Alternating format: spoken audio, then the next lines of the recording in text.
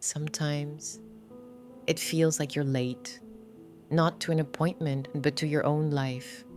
Late to understanding, late to calm, late to that quiet point where things were supposed to finally make sense.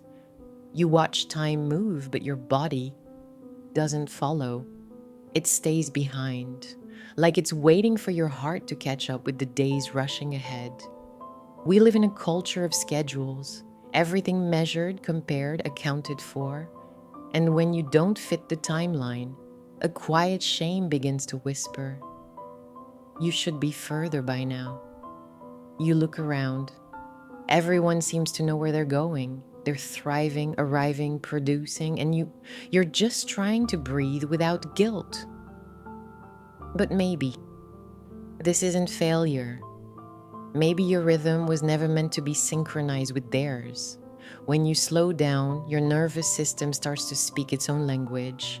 It doesn't use words, just slower pulses, a softer heartbeat, a breath that finally deepens. That's the body saying, I'm safe now. You start to notice tiny things, the clock ticking softly, dust turning in the sunlight, how the air itself feels thicker, calmer. Science calls this a shift from survival to restoration. Your brain stops chasing threats and begins to repair what hurry once broke. Your pulse steadies, your chest opens, and suddenly life stops feeling like a deadline. Maybe being behind schedule is simply your biology remembering peace. We forget that time is not the same for everyone. Some people bloom in early spring and others after the last frost. Both are real. Both are right on time. Your brain doesn't know your age or what society expects. It only tracks one thing, safety. If your body says, not yet, that's wisdom, not weakness. Your slowness is not a flaw. It's a form of intelligence. There are days when it feels like everyone else is already moving forward, changing cities, careers, versions of themselves, and you are still here, in between what was and what's not yet ready to be. That in between can feel lonely, but look closer. It's not emptiness, it's incubation, like a seed in the dark long before it breaks the surface. No one sees the quiet work happening underground. No one sees the soft unfolding that will one day look like growth. You're in that quiet work now. What you call delay might just be depth. The gentle art of being behind schedule is really the art of trust. Trusting your own tempo, trusting that not everything that takes time is wasting it. When you stop forcing the clock, your internal rhythm resets. Your brain literally rewrites its sense of time. Minutes stretch, moments deepen, and life stops feeling like a race. You stop living in later, you begin to live in now. And now becomes enough. There's tenderness in slowing down. It arrives the moment you stop trying to outrun your pain. When you let it catch up and simply sit beside it. Sometimes calm doesn't look peaceful. It looks like fatigue, like lying in bed with no answers, like letting the world spin without joining the spin. Healing often looks like nothing at all, because rest is invisible while it's saving you. There's a phrase I love: life doesn't rush, but it always arrives. We measure growth in results, but real growth is quiet. It happens in the background, in the pauses, in the breaths between trying and surrender. Maybe you're not falling behind. Maybe you're ripening. And one day you'll see that every pause, every I can't today, was an act of kindness toward your future self. Your body remember when you let it rest. Breathing slows, muscles soften, thoughts become less sharp.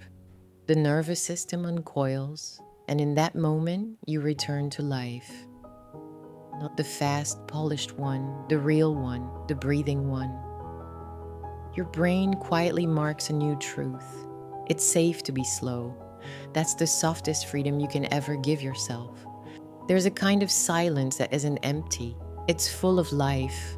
The morning kind, when sunlight touches the curtains and you're not in a hurry to get up. It's the sound of permission to not rush, to not fix, to just exist. In that silence, you realize life never left you. It was simply waiting for you to stop running from it. And then comes the evening, the quiet exhale after a long day. You didn't finish everything. You didn't solve yourself. But the world kept turning. Maybe that's the lesson of night, not in catching up, but in letting go. When darkness folds around the day, you can finally dissolve into stillness. No list, no pressure, no I should have. You are not late, you are finally here.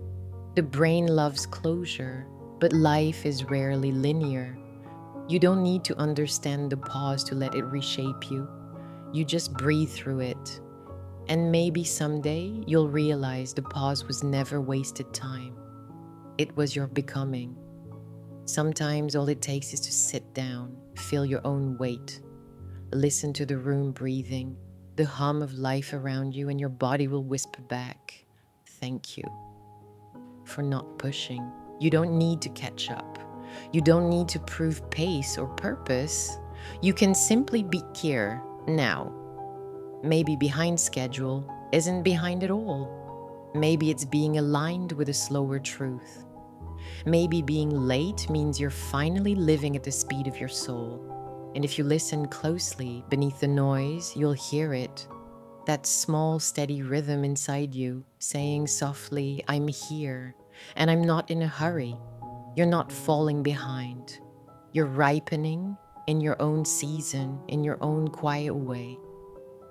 Everything that felt lost was simply waiting for you to arrive gently, without force, without fear, but with calm.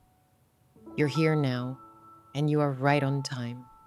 I'm wrapping you in calm tonight. No rush, no demands, just a quiet hug